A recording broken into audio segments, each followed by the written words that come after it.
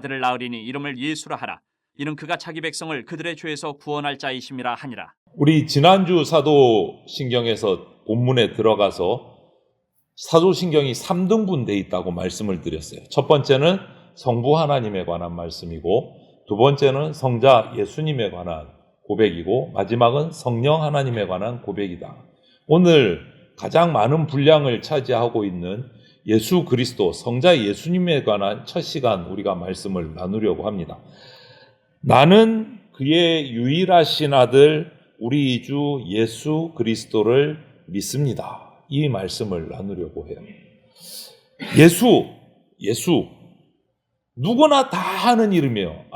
예수님 믿는 사람 말고 믿지 않는 사람들도 예수라는 이름은 다 들어봤어요. 다 알아요. 다 들어봤어요. 그러면 여러분, 그 귀한 모든 사람이 다 아는 예수라는 이름의 뜻이 뭔지는 아십니까? 그리고 내친김에 그 뒤에 항상 자동으로 붙는 것처럼 찰떡같이 붙어 나오는 그리스도, 이것도 우리가 같이 한번 살펴봐야 되겠어요. 예수 그리스도. 우리는 기독교다 이렇게 적잖아요. 내 종교 그러면 기독교 정도. 이 기독교라는 이 어휘는 사실 그리스도교의 중국식 발음이에요. 한자로 오다 보니까 기독교가 된 거예요. 기독교가. 그리스도를 한자로 표현하면 기독이 돼요. 기독. 그러다 보니까 기독교 이렇게 불러오는데, 그리스도교를 기독교로 한자로 바꾸다 보면 그렇게 돼요. 그리고 우리 성도들은 뭐라고 부르죠? 그리스도인이라고 부르죠. 기독교인이 원어대로 하면 그리스도인이에요. 그리스도인. 이렇게 기독교의 핵심 단어인 예수님과 붙어 나오는 그리스도는 그럼 또 무슨 뜻일까? 예수는 무슨 뜻이고 그리스도는 또 무슨 뜻일까? 그것을 알아야 나는 유일하신 아들 우리 주 예수 그리스도를 믿습니다. 이 말이 제대로 된 고백이 되는 거예요. 먼저 예수라는 이름의 뜻이 무엇인지 우리가 살펴보겠습니다. 예수라는 이 이름 단어는요, 구약 성경에 우리가 자주 등장하는 인물들이 있어요. 특히 모세의 후계자로 등장하는 사람의 이름이 누구죠? 여호수아. 이 여호수아는 히브리어예요. 여호수아를 헬라어로 바꿔서 발음을 하면 예수가 돼요. 헬라어로 바꾸면 예수가 돼요. 그 뜻은 뭐냐? 여호수아가 됐든 예수가 됐든 그 뜻은 여호와께서 구원하신다라는 뜻이 있어요. 그 단어에는, 그 이름에는 여호와께서 구원하신다. 예수님께서 이 땅에 오셨을 때 정확히 말하면 하나님께서 세상에 독생자를 이 땅에 태어나게 하셨을 때 천사들을 보내서 그 이름을 예수라 하라, 이렇게 딱 하나님이 정해주신 이름이에요. 예수. 하나님이 이름을 딱 지어주셨어요. 왜 그 이름을 지어주셨을까? 그분의 이름의 뜻이 중요하기 때문에. 이 그분의 이름의 뜻이 뭡니까? 여호와께서 이 아들을 통해서 당신의 백성을 구원하신다라는 약속이 들어있는 이름이에요. 하나님의 약속이 들어있는 이름. 여호와이신 예수님께서 당신의 백성을 구원하실 것이다. 이 약속이 들어있는 이름이 예수라는 이름이에요. 마태복음 1장 21절을 보면 이 말씀이 있습니다. 아들을 낳으리니 이름을 예수라 하라. 이는 그가 자기 백성을 그들의 죄에서 구원할 자이심이라 하니라. 명확하게 설명을 해줘요. 이 한 절이. 예수라 하라. 자기 백성을 그들의 죄에서 구원할 자이다. 그것이 예수라는 이름의 의미예요. 여기서 구원할 자다. 자기 백성을 구원하신다. 구원이 뭡니까, 여러분? 구원은 말 그대로 하면 우리가 영적인 의미 빼고 구원이라는 단어의 사전적인 의미를 찾아보면 목숨이 위태로운 상태에서 건져주는 거, 살려주는 걸 구원이라고 말해요. 다른 비슷한 단어는 구조라는 말이 있어요. 구조해준다. 구원해준다. 목숨이 위태한데 살려주는 거예요. 그러니까 예수님은요, 당신의 백성을 죄라는 죽을 병에서 건져주시는 분, 구조해주시는 분이 예수님이세요. 그 이름이 자체가 그 뜻을 가지고 있어요. 그분의 역할이 이름 속에 담겨 있는 거예요. 예수라고 하나님이 지어주신 이름 속에 예수님이 이 땅에 오셔서 어떤 일을 하실까가 이름 속에 담겨져 있는 거예요. 당신의 백성을 죄에서 구원해 주시는 거예요. 사도신경을 처음부터 이렇게 쭉 우리가 암기를 하고 이렇게 천천히 또 읽어보면 죄, 구원, 여기에 대해서 따로 뭐 이렇게 고백하고 있는 부분은 없어요. 사도신경은. 하지만 주님의 이름, 예수라는 그 이름 안에 그 모든 것이 다 담겨 있는 거예요. 죄에서 당신의 백성을 구원하실 분. 예수라는 이름 하나에 죄와 구원에 관한 모든 내용이 그 속에 다 담겨져 있는 거예요. 모든 사람은 예수님을 통해서 구원받아야 할 죄인입니다. 단 한 명도 예외가 없습니다. 죄인이에요. 구원받을 대상이에요. 그러면 이제 이 많은 목사님들 기독교 역사에서 교리문답, 하이델베르그 교리문답에 보면 이런 질문이 있어요. 29문에 보면 왜 하나님의 아들을 예수, 곧 구주라고 부르십니까? 이런 질문이 있어요. 그 문답에 보면. 하나님의 아들을 왜 예수라고 부릅니까? 왜 구주라고 부릅니까? 이런 질문이 있어요. 그 답을 제가 또박또박 읽어드릴게요. 그가 우리를 우리 죄에서 구원하시기 때문이고 또 그분 외에는 어디서도 구원을 찾아서도 안 되며 발견할 수도 없기 때문입니다. 이렇게 답이 되어 있어요. 예수님만이 구원의 통로다라는 뜻이에요. 예수님은. 그래서 예수라고 부른다. 이렇게 말해요. 그리고 그 다음인 30문에 보면 또 이런 우리 예상 밖의 질문이 있어요. 그 당시의 시대가 그랬기 때문에. 그렇다면 29문에 이어서 그렇다면 자신의 구원과 복을 소위 성인에게서 혹은 자기 자신이나 다른 데서 찾는 사람들은 유일한 구주이신 예수님을 믿는 것입니까? 이런 질문이 나와요. 그 답은 이렇습니다. 아닙니다. 딱 시작이 아닙니다. 잘못됐다는 거예요. 다른 데서 구원, 성인들이나 다른 누군가에서 자기 자신이 구원을 찾는다? 아니라는 거예요. 그건 잘못된 거라는 거예요. 예수님 믿는 거 아닙니다. 그렇게 하면. 이렇게 말해요. 그리고 뒤에 설명을 해요. 아닙니다. 해놓고 그들은 유일한 구주이신 예수를 말로만 자랑하지 행위로는 부인합니다.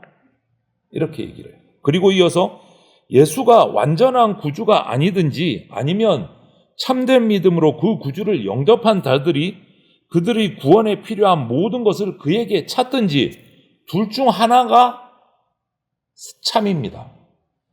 예수님을 제대로 찾는 구주로 예수님을 찾아서 구원받든지 아니면 예수님을 부인하든지 둘 중에 하나입니다. 그런데 아닙니다. 라고 시작해요.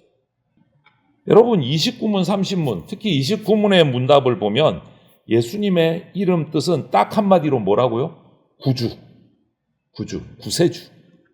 구세주다. 확실히 마음에 새겨두십시오, 여러분. 예수님의 이름의 뜻은 뭐라고요? 구세주다. 구원해 주시는 분이라는 뜻이에요. 구원해 주시는 분. 나를 죄에서 구원해 주시는 분. 예수님만이 우리 구주다라고 29문은 땅땅 못을 박아서 얘기해요. 다른 구원의 길은 없다. 명확하게 얘기합니다. 그런데 우리 구원을 다른 데서 다른 사람에게서 아니면 자기 자신의 힘으로 뭔가 해보겠다 찾으면 될까요? 안 될까요? 30문은 아닙니다 하고 못을 꽝 박아버려요. 그런 법은 없습니다. 확실하게 단호하게 선을 딱 긋고 설명을 해요. 아닙니다. 어느 정도 안 되느냐? 절대로 안 되는 거예요, 여러분. 절대로. 예수님 아닌 데서 어떤 구원의 힘, 방법을 찾는 사람은 결국은 뭡니까? 예수님 안 믿는 사람, 믿음 없는 사람이다. 믿음 없는 사람. 정말 매정할 정도로 탁 잘라서 말해요. 아닙니다. 여기서 30문에 나오는 성인이라는 건 뭐냐면 말 그대로 한자잖아요. 성인, 거룩하게 산 사람들이에요. 거룩하게 산 사람들. 이것은 주로 천주교에서 많이 사용을 해요. 이 성인이라는 말을. 천주교에서 또 인정을 해서 호칭을 붙여줘요. 성인이라고. 거룩하게 살았기 때문에 구원받고도 남을 점수가 있어서 남을 구원하는데 좀 도움을 줄 수 있는 사람들, 이렇게 해석을 해요. 천주교는. 말이 될까요? 안 될까요, 여러분? 안 되는 거예요. 그런 법은 없습니다. 사람이 사람을 구원한다? 아무리 거룩하게 살아도 그 사람은 뭡니까? 너나 나나 똑같은 죄인입니다. 죄인이 죄인을 구원할 수 없습니다. 그런데 이 성인들, 천주교에서 인정하는 성인들 가운데는 뭐 예수님의 12제자도 포함되고, 우리가 말하는 예수님의 육신의 어머니인 마리아도 거기에 포함이 되고, 사도 바울도 성인이라고 포함되고, 최근에는 그 천주교의 테레사 수녀도 성인이라고 호칭이 붙었어요. 그리고 한국인 가운데서도 103명이나 천주교 가운데 성인 호칭을 받은 사람들이 있어요. 이들이 구원하는 힘이 남아서 다른 사람을 구원하는 데 도움을 줄 수 있다? 성경에 그런 법은 없습니다. 성경에 그런 법은 없습니다. 금방도 29문에 말씀한 것처럼 하일데베르그 예수만이 구원자입니다. 예수만이 구주이십니다. 성인들은요? 아닙니다. 싹둑 잘라버려요. 단호박이요. 아닙니다. 안 됩니다. 이렇게 예수님의 뜻은 우리의 구원자, 구세주라는 뜻이에요. 우리를 구원하시는 분. 그럼 그 다음에 붙어 나오는 그리스도를 한번 우리가 살펴볼게요. 그리스도라는 이 의미는 시편 2장 2편 2절에 보면 기름 부음을 받은 자라는 의미가 있어요. 기름 부음을 받은 자. 구약 율법에서 머리에 기름을 붓는 예식이 있는데 딱 세 직분에 관해서만 기름을 붓습니다. 세 직분에 관해서만. 많이 들여보셨을 거예요. 첫 번째, 왕에게 기름을 붓습니다. 왕이 될 때. 그리고 두 번째, 제사장을 세울 때 기름을 부어요. 그리고 세 번째, 선지자를 세울 때 기름을 붓습니다. 그러니까 기름 부음을 율법에 의해서 이스라엘에서 기름 부음을 받았다 하면 셋 중에 하나예요. 왕이냐, 제사장이냐, 선지자냐. 그런데 예수님을 그리스도다라고 이렇게 칭해요. 예수 그리스도. 그러면 예수님은 셋 중에 뭘까? 왕, 제사장, 그리스도, 어느 거지? 셋 다요. 이 세 직분을 다 감당하신 분은 예수님 한 분밖에 없습니다. 예수님 한 분밖에. 예수님은 우리를 다스리는 왕이 되시고 제사장이 되시고 선지자가 되시기 때문에 예수 이름 뒤에 그리스도가 붙어오는 거예요. 기름 부음 받은 자. 우리의 왕이요, 제사장이요, 선지자가 되시는 분. 그럼 다시 교리문답 하이델베르그 31문에 보면 이렇게 질문해요. 그분을, 예수님을 왜 그리스도, 곧 기름 부음을 받은 자라고 부릅니까? 예수님을 왜 그리스도라고 부릅니까? 이런 질문이 나와요.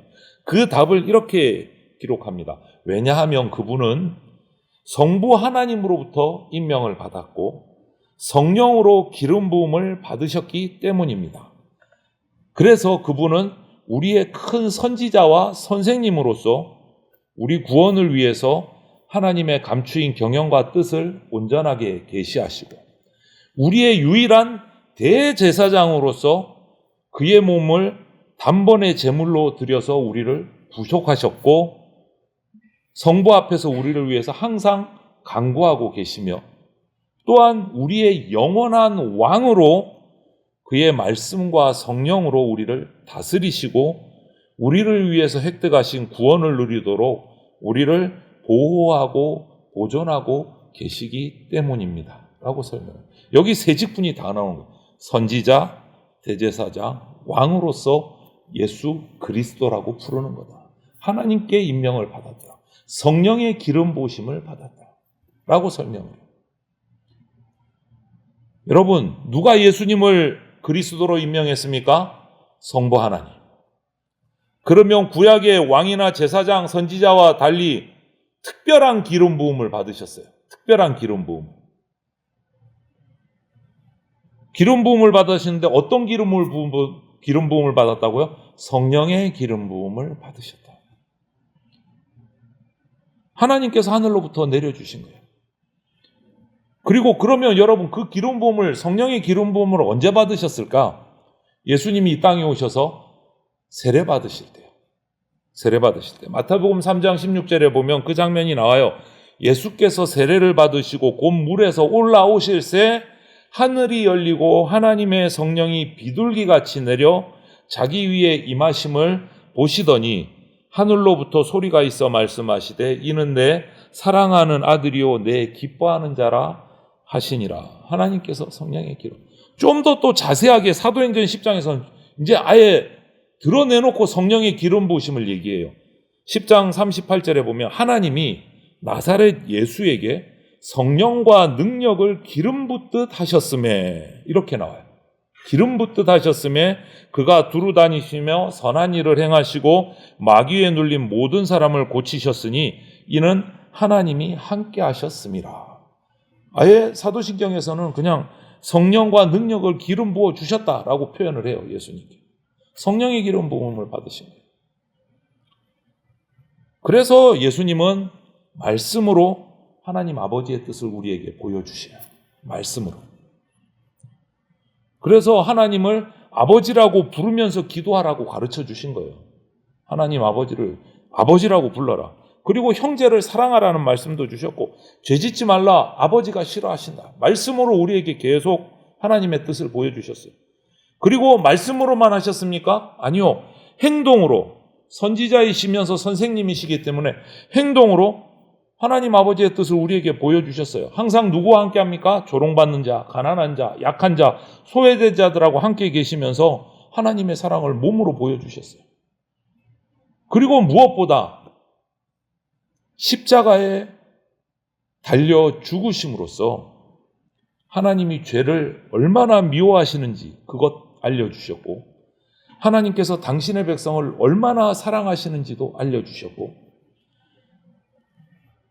독생자 아들, 친아들을 대신 죽게까지 하면서 우리를 용서하시기를 애쓰는 그 하나님의 모습도 알려주셨어요. 다 보여주신 거예요. 다. 그래서 여러분, 말씀, 즉 설교는 그리스도의 뜻을 교회에 전하는 수단이에요. 말씀은. 그리고 그 설교는 성령님의 인도하심을 받아야 됩니다. 그럴 때 그 교회는 정상적인 예수 그리스도의 말씀을 받는 교회가 돼요. 말 잘하는 목사의 휘황찬란한 달콤한 웃음이 빵빵 터지는 그런 설교의 은혜가 있는 게 아니라는 거죠.